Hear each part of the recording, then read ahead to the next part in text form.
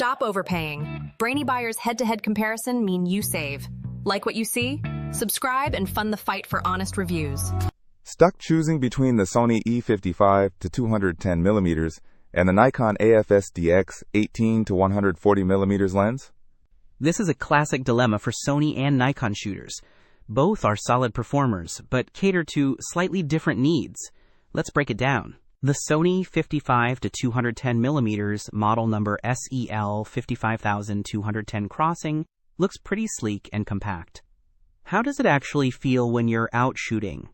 It's remarkably lightweight, only 12.2 ounces. Perfect for travel or all-day shoots where you don't want to be weighed down. Imagine hiking up a mountain and barely noticing the extra weight in your bag. Plus, it's got optical steady shot, which really helps with stability. The Nikon 18-140mm model CRT NK 18-140 definitely has a more substantial feel, weighing in at 1.3 pounds. Does that translate to better build quality? Or is it just the design? It feels robust, definitely. But the real advantage is that wider 18mm starting point.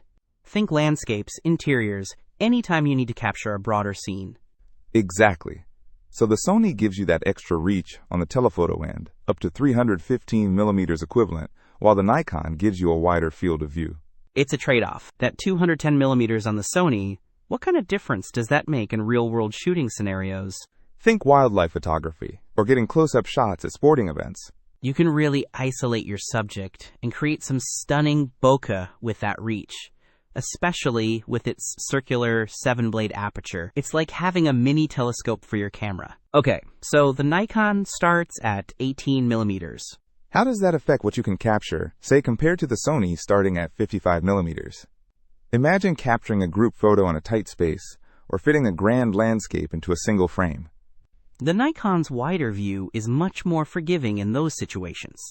Plus, Nikon's vibration reduction gives you about 4 stops of image stabilization, which is fantastic for handheld shooting. Right, both lenses have image stabilization, crucial for getting sharp images, especially in low light or at longer focal lengths.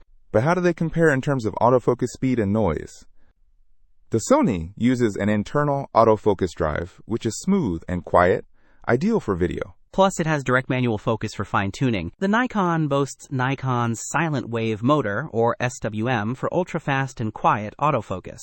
So both are well suited for video, depending on your specific needs. So it really boils down to your primary shooting style. Are you chasing wildlife and need that extra zoom? Or are you capturing landscapes and want that wider perspective? Exactly. If you're primarily focused on distant subjects and want to maximize your reach, the Sony 55 to 210mm is a great lightweight option. But if you need a versatile all-in-one lens for everyday shooting, from wide landscapes to portraits, the Nikon 18-140mm is a fantastic choice.